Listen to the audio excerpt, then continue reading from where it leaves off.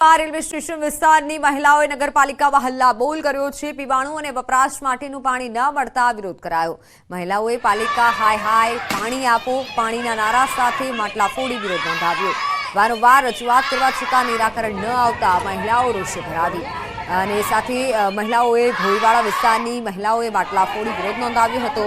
ત્યારે મહિલાઓ કહી રહી છે કે પાલિકાની ઘોર બેદરકારીના પરિણામે ભારે હાલાકીનો સામનો કરવો પડી રહ્યો છે।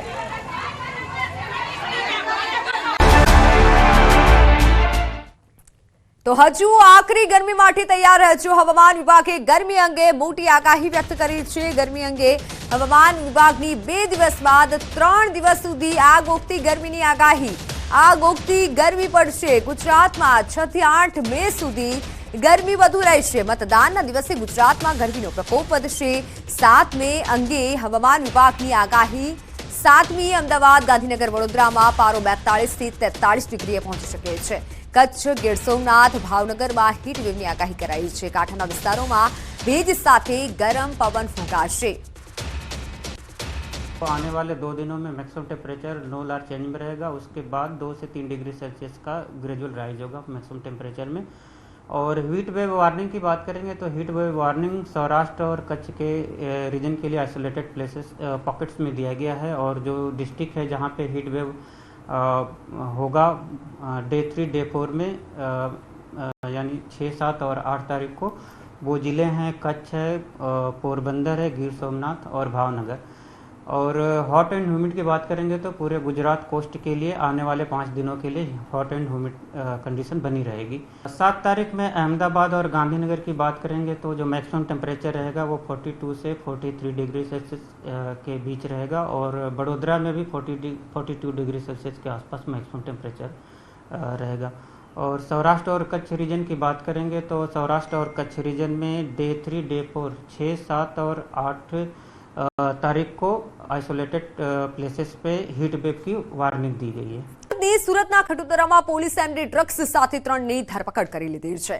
જૂની સબજેલ પાસેથી 2 આરોપીઓ એમડી ડ્રગ્સ લઈ પસાર થઈ રહ્યા હતા ત્યારે ડીસીબી ઝોન 4 પોલીસકર્મીની ટીમે બાતમીના આધારે બંને આરોપીની ધરપકડ કરી। આરોપીઓ પાસેથી પોલીસે 1.43 ગ્રામ મેફેડ્રોન ડ્રગ્સ જપ્ત કર્યું।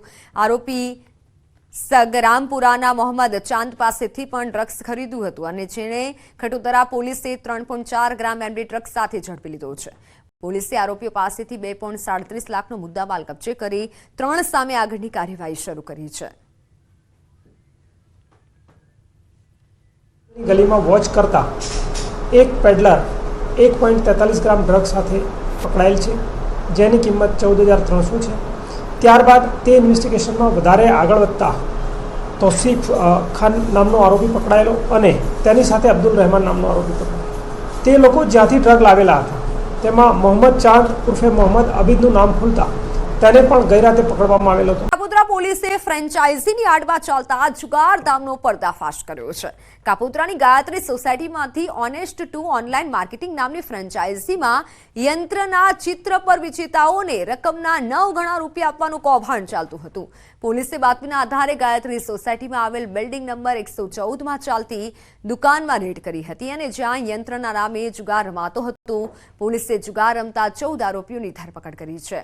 અમિત ભટ્ટ કે જે ઓનેસ્ટ ટુ ઓનલાઈન માર્કેટિંગ એજન્સીના નામથી જુગારધામ ચલાવતા ઇસમને વોન્ટેડ જાહેર કરવામાં આવ્યું છે। પોલીસે 2 લાખથી વધુનો મુદ્દામાલ પણ ઝડપી પાડ્યો છે। આ કોઈ યંત્રોનું વેચાણ નથી થતું।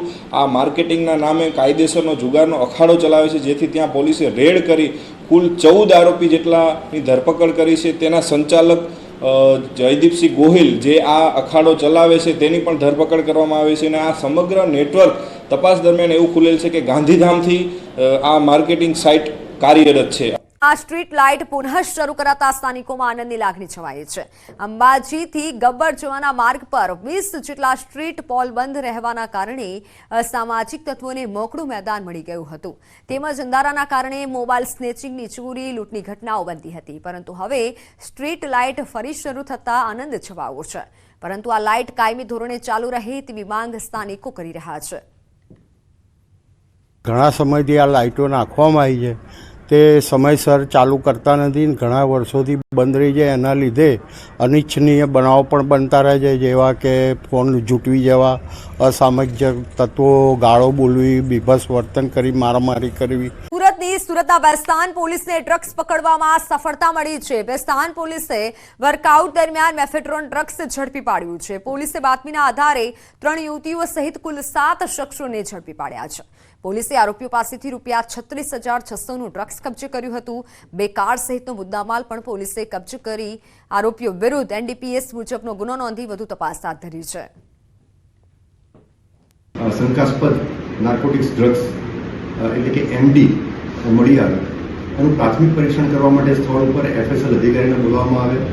સ્થળ ઉપર જરૂરી પરીક્ષણ કરી અને FSL અધિકારીએ અભિપ્રાય આપ્યો કે એ MD ડ્રગ્સ જે છે એ આધારે બેસ્તાન પોલીસ સ્ટેશનમાં ગુનો દાખલ થયેલો છે. સુરતવાસીઓ કાયદામાં રહેશો તો ફાયદામાં રહેશો. ગુનેગારોને કાયદાનું ભાન કરાવવા હવે સુરત પોલીસ એક્શન મોડમાં આવી ગઈ છે. રાત્રિ દરમિયાન પણ ફૂટ પેટ્રોલિંગ કરી સુરત પોલીસ ગુનેગારોને કાયદામાં રહેવા સંદેશ આપી રહી છે. મોરા ભાગળ વિસ્તારમાં રાંદેર પોલીસે ફૂટ પેટ્રોલિંગ કર્યું. સુરત પોલીસ કમિશનર અનુપમસિંહ ગેહલોત સાથે 60 પોલીસ જવાનો હાજર હતા. 20,000 જેટલા વાહનોના સ્ક્રીનિંગ કરી છે અને ચેકિંગ કરી છે, જેમાં અલગ અલગ પ્રકારના 250 જેટલા લોકો હથિયાર, ચક્કુ હોય, છરી હોય, તલવારો હોય, ધોકા હોય, આ પ્રકારના પ્રતિબંધિત ચીજો સાથે પકડાયેલા છે, જેના ઉપર કેસો દાખલ કરવામાં આવેલા છે. ક્વોરી માલિકો નોટિસની અવગણના કરી દાદાગીરીથી ક્વોરી ચલાવી રહ્યા હોવાનું સામે આવ્યું છે. માંડવીના અરેઠમાં આવેલી 5 જેટલી ક્વોરી મુદ્દે ગ્રામજનો વિરોધ નોંધાવી ચૂંટણી બહિષ્કારની ધમકી આપી રહ્યા છે, જેને લઈને જિલ્લા કલેક્ટરના સિનિયર પુષ્ટર શાસ્ત્રી યોગ્ય નિર્ણય આવે ત્યાં સુધી ક્વોરી બંધ રાખવા માટે તેઓએ આદેશ કર્યો હતો, જેને લેખિતમાં પણ જાણ કરવામાં આવી હતી. છતાં ક્વોરી ધમધમી રહી હોવાનો વિડીયો સામે આવ્યો છે. Welcome back. લોકસભામાં જીત હાંસલ કરવા માટે રાજકીય પક્ષો મેદાને છે અને ત્યારે ગુજરાત પ્રદેશ ઠાકોર સેના અધ્યક્ષ અલ્પેશ ઠાકોરની જંગી જનસભા યોજાઈ. દાતાના લોડટ ગામે સામાજિક સંવાદ સંમેલન યોજાયું. લોકોએ પરંપરાગત રીતે મોટી સંખ્યામાં ઢોલ નગારા સાથે સ્વાગત કર્યું હતું. આ દેશના વડાપ્રધાનની ચૂંટણી છે. આખો દેશ મોદીમય બન્યો છે અને આપણા ઉત્તર ગુજરાતના પનોતા પુત્ર મોદી સાહેબ આ 3જી વાર વડાપ્રધાન બનવા જઈ રહ્યા છે. ત્યારે આ ચૂંટણી કોઈ જાતિ, કોમ, ધર્મની નથી. આ ચૂંટણી છે આવનારી પેઢીઓના ઉજ્જવળ ભવિષ્યની, આ સક્ષમ રાષ્ટ્રની, જેણે આ દેશને 10 વર્ષમાં અનેક ઊંચાઈઓ આપી છે, એવા મોદી સાહેબની ચૂંટણી છે. ખેડામાં પ્રચાર પૂરજોશમાં ચાલી રહ્યો છે. ભાજપ ઉમેદવાર દેવુસિંહ ચૌહાણના સમર્થનમાં ખેડા શહેર, વસો અને માતર તાલુકામાં ભવ્ય બાઇક રેલીનું આયોજન કરવામાં આવ્યું હતું. તો માતર વિધાનસભાની અંદરથી આજે યુવાનો ભારતીય જનતા પાર્ટીના યુવા મોરચા દ્વારા આજે ભવ્ય રેલીનું આયોજન થયું છે અને દેવસિંહના સમર્થનની અંદર ગામે ગામ યુવાનોને પ્રોત્સાહિત કરી, યુવાનોને મત આપવા માટે અને દરેક ગામના આગેવાનો સાથે યુવા મોરચાની રેલી આજે યોજાઈ છે. માતર વિધાનસભાના ખેડા તાલુકો, વસો તાલુકો અને માતર તાલુકાના અમારા વિધાનસભાના દરેક ગામથી નવયુવાનો અને યુવા મોરચાના કાર્યકરો દ્વારા ત્રણેય તાલુકાની અંદર રેલી કરી માન્ય દેવુસિંહ સાહેબના સમર્થનમાં, ખેડાથી અમારા સંસદ સભ્ય અને રાજ્યમંત્રી દેવુસિંહ ચૌહાણ સાહેબના સમર્થનમાં આજે યુવા રેલી કાઢી અને ખૂબ સારો પ્રતિસાદ મળ્યો અને ગામે ગામ સારામાં સારું વાતાવરણ 7 લાખની લીડથી દેવુસિંહથી જીતશે અને મોદી સાહેબની ટીમમાં એમનો પણ સમાવેશ થશે. ઘણા ટાઈમથી ભાજપ સરકારની અંદર હું પોતે કાર્યકર છું અને નાની મોટી રેલીની અંદર હું પોતે પણ જોડાઉં છું